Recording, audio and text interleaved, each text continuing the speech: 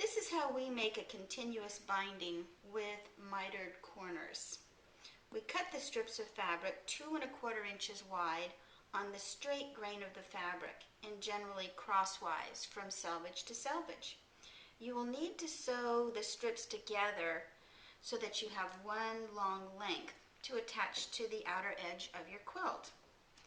The strips are placed perpendicular to each other like they're shown here, and notice that the ends are offset, so when you stitch diagonally you will start here in this little corner and go all the way across and end here.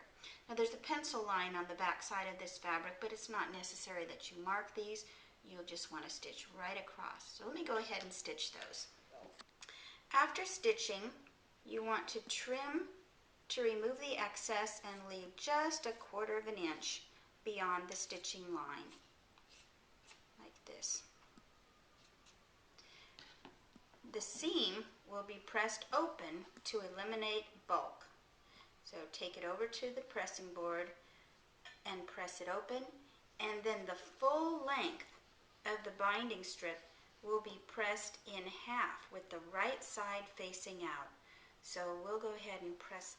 To prepare your quilt for the binding, stitch about 1/8 inch from the edge of your quilt top all the way around through all thicknesses, the backing, the batting, and the quilt top. Once you have stitched, take your ruler, and a large square one is really helpful because then you can make sure that your corners are square. Use your rotary cutter to remove the excess batting and backing, and also trim it even. So you'll want to straighten this all the way around on all 4 edges. Starting and stopping a binding strip can be a little bit tricky, but here's an easy way to do it. Place the raw edges of your binding strip so they're even with that clean cut edge of your quilt. You want the quilt top on the top so it's facing up, and we've flipped this little sample over so that you have better contrast in the video. Leave about 5 or 6 inches unsewn, and then start your stitches, and you want to end when you get to within 1/4 inch of the corner. So stitch and stop 1/4 inch, back stitch, and take this out of the sewing machine.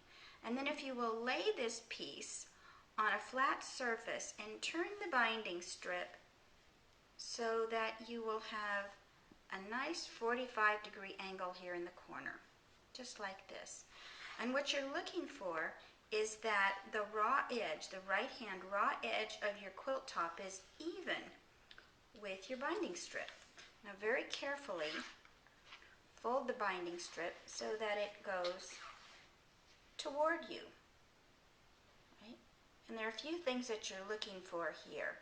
One of them is that this folded edge on the top is even with the top edge of the quilt.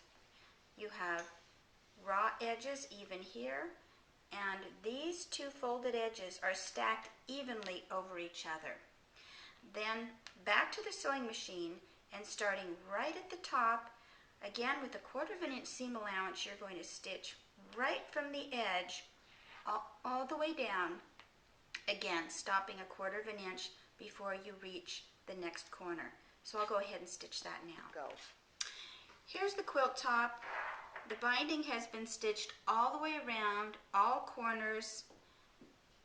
You can see that there's the starting point that was left loose, and at the very end you want to stop so that you have a tail and an extension. You need to have a space, at least 10 or 12 inches that you can attach and join the ends together.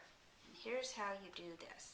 So let's lay the starting point out flat, overlap the ending, and from your tail end cut a little piece off. And what we're looking for here is the width of your fabric. Remember, you cut this at 2¼ inches wide. So if you will lay this right below, we want the overlap to equal the width of your fabric. So let me just bring this just a little bit up so that you can see where it is. So let me lay it side by side, okay? So here we have it. The overlap is equal to the cut width of your strips, 2 1/4 inches. So now cut anything that extends beyond that, right? So there we have it. See? Extension equal to this width. Let's pull this aside. Now remember how you joined your strips together originally and you placed perpendicular? Open this up. There's one end. Here's the other end.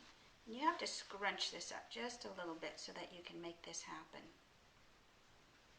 Right? And we're going to stitch diagonally across this.